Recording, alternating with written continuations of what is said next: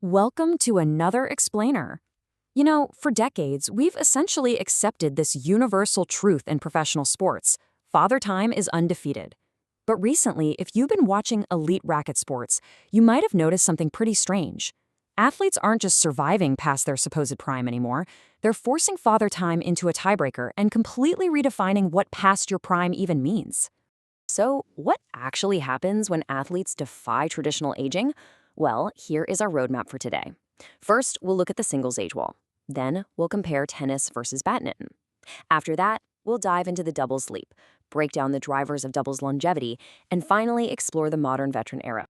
All right, section 1, the singles age wall. When do athletes actually peak? Think about it. When you're out there completely alone on the court, covering every single inch of the baseline, the physical toll is just absolute. Historically, we've always assumed that physical decline is inevitable. But we want to look at the hard data. At what specific age does the body finally just say, I can't keep up with the 20-year-olds anymore? When exactly do elite athletes hit the wall? Well, looking at the distribution of age for when players were last ranked in the world's top 10 for singles, a really clear pattern emerges. For both men and women, across tennis and badminton, there is a sharp drop-off right in their early 30s. The median age for last seeing the top 10 in men's tennis singles is 33.6. For men's badminton singles, it's 32.6. So the data makes it incredibly clear. For the vast majority of elite solo players, the early 30s is where that wall stands tall. Moving right along to section 2. Tennis versus badminton, and sport-specific declines. Now, while that wall exists for everyone, exactly where it's placed depends heavily on the unique demands of the sport.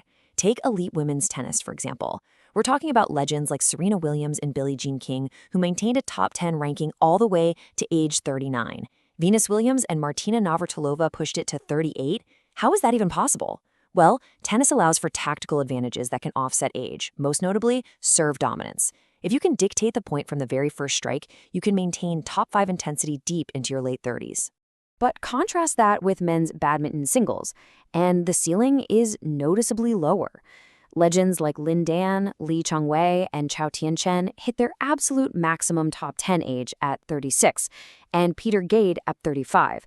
For most elite badminton players, that age wall hits much earlier, usually right around 32 to 34. The racket might be lighter, sure, but the physical tax on the body is entirely different. So why such a massive difference? It essentially comes down to kinematic loads, which is really just a fancy way of describing the brutal physics of how the body moves in space. Badminton demands much faster fast-twitch muscle fiber activation. Just think about the explosive vertical leaps needed for a jump smash, followed instantly by high-speed directional shifts. It places immense cardiovascular stress on the body, and that simply degrades faster with age than the baseline rolling endurance you need in tennis. Which brings us to section 3, the doubles leap and defying the wall.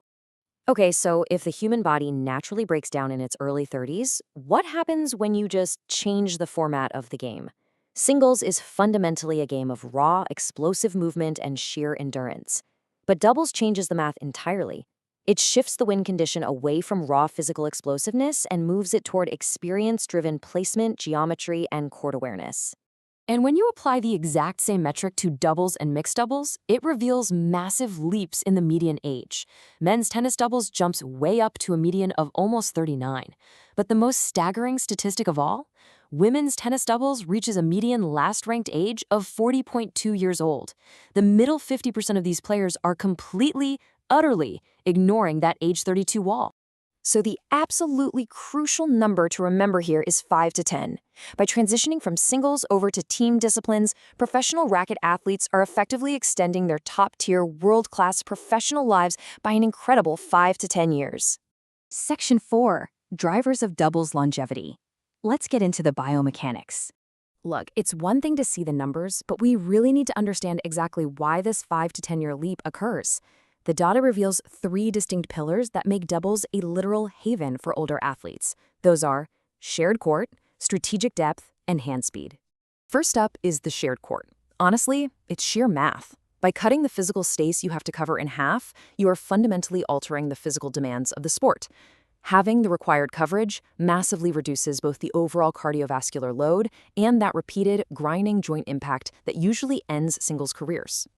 The second pillar is strategic depth. As athletes age, yeah, they lose their top-end sprinting speed, but they gain unmatched court vision. In doubles, success relies heavily on positioning, partner communication, and geometric exploitation. Basically, brain power and angles start beating out pure muscle and lung capacity. And the third pillar is hand speed, and the physiology here is genuinely fascinating. Reflexive hand speed, your ability to quickly flick a rocket at the net, actually degrades much slower than your maximum sprinting capacity. Doubles is a game dominated by rapid-fire net exchanges, which allows older players to utilize their still elite hand-eye coordination without needing the legs of a 20-year-old. Finally, Section 5, the modern veteran era. Welcome to the 30-plus club. It's time to look past the charts for a second and examine the real athletes who are out there proving that age is just a number. These are the heroes prioritizing efficiency over raw exertion. Martina Navratilova was in the world top 10 in women's doubles at the staggering age of 49. Rohan Bopanna is actively pushing past 45 in men's doubles. Daniel Nestor was elite at 43. Over in badminton, Hendra Sitiawa dominated men's doubles at 40, and Grazia Poli pushed women's doubles to 34. To really put this into perspective, look at the literal longevity jumps here. Martina Navratilova hit her singles wall around 38, but by pivoting to doubles, she extended her top 10 presence by over a decade.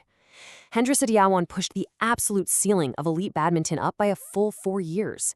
They didn't just extend their careers, they completely rewrote the rulebook. So, what should you take away from all this?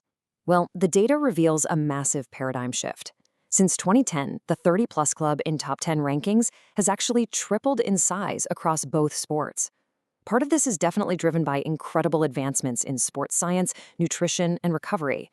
But more importantly, it's driven by an evolution in playing style.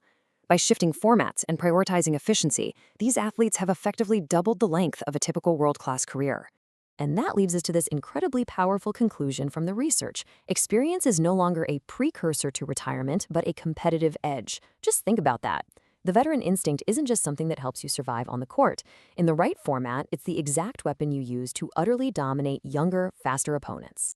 Which leaves us with one final, pretty provocative question. If sports science, format shifts, and geometric strategy can take athletes to age 49 in the top 10 today, what are the future limits of human athletic performance? How much further will the next generation push the boundaries of the ageless court? Thank you so much for joining me on this explainer, and keep your eyes on the veteran courts. You might just be watching history being made.